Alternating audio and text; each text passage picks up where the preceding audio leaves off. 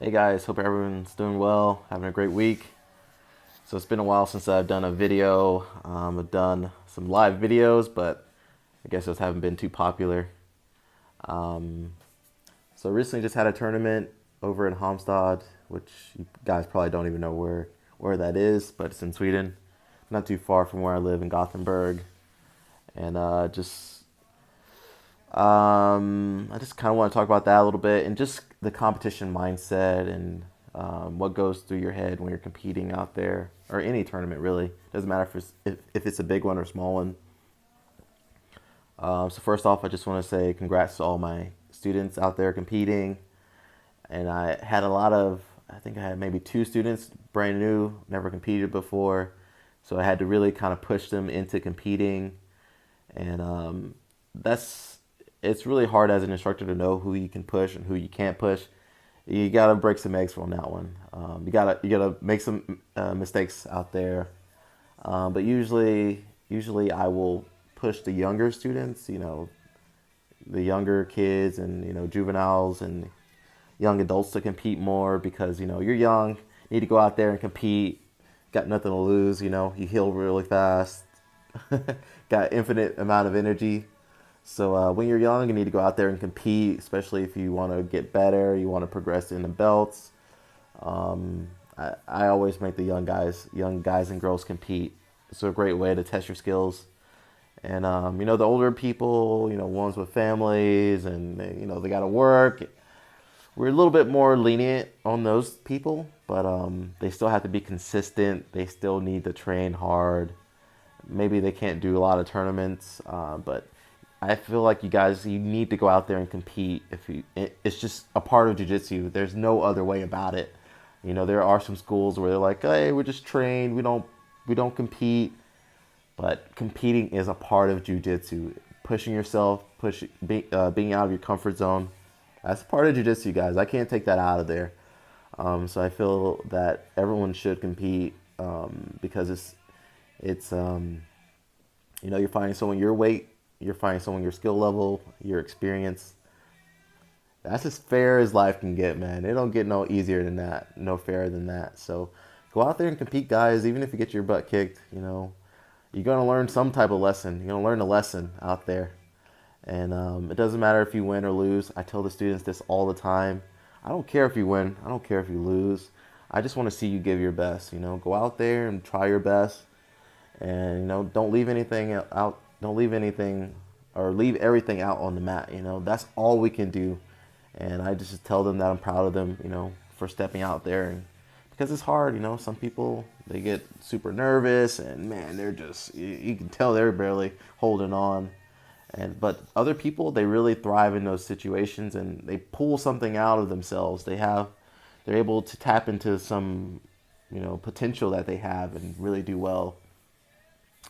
One thing I do want to talk about, and even I mess up on this a lot of times, is just your strategies competing specifically towards the end of your matches. So I think newer students, there's no way they can know this, especially the strategic strategies behind the tournaments. But maybe like the higher belts, blue, purples, all the way up to black.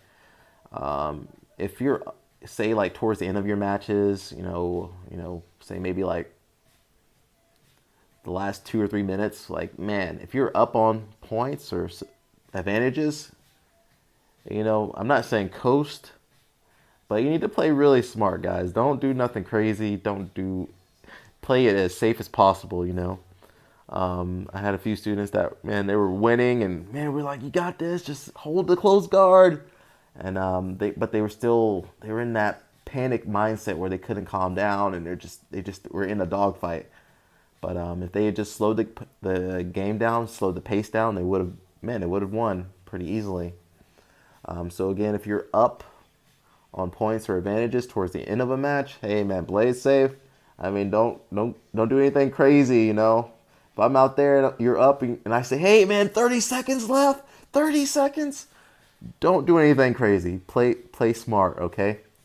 The opposite is true when you're down on points or advantages and You know, maybe there's like 30 seconds left. It's like, okay, you need to go crazy. Try something crazy. But realistically, if you're down and maybe, you know, last 2 or 3 minutes, depending on your match length, you know, you need to start going for it, okay? If you're stuck in close guard and there's 3 minutes left and you're down 2 points, you need to pass that guard, man. You need to get out of that guard and pass that thing. You just can't play it safe at that point. You have to push, okay? The guy on bottom, he doesn't have to do much. You just got to keep his guard. Or if he's on top, he's just got to hold you down. But if you're down on points and it's coming to the end of the match, you got to go. You got to go for it, okay? And that's something you just got to develop over time. You know, there's been a lot of matches where I just, man, I held on, boy. I had an advantage and I held on. And I I think in black belt, you're like, man, win's a win, man. I won. One advantage or penalty, I don't care. I take it. But you have to really push yourself, especially when you're down. You got to dig deep inside for something to get that win out of there.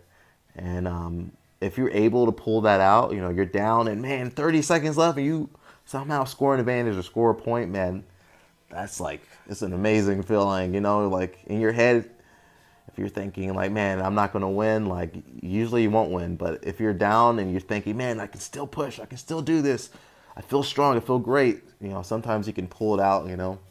But that comes down to the strategy of the tournaments. And we never know what will happen. There's no way to know. There's no way to know that you're going to beat everybody and take home the gold. You know, you never know. But always try to learn some type of lesson from your tournaments.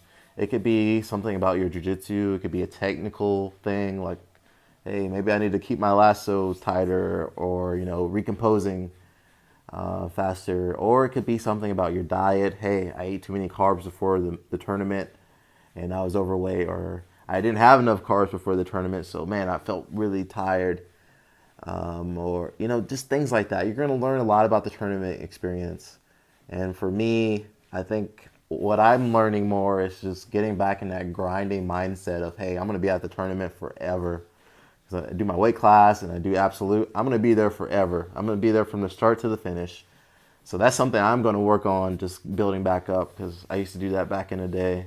Those purple belt and blue belt days, had to be at the tournament all day, and so I'm getting back on back in the hang of that. So I just wanted to talk about the tournament a little bit. Hopefully, you guys can use these details to help you in your tournaments.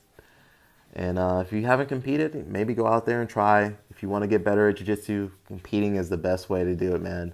There's no other way to get as good as competing. It's going to push you to the next level.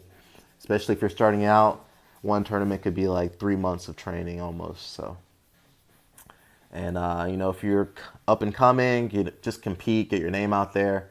That's the only way people are really going to hear about you, you know, in jiu-jitsu, is if you.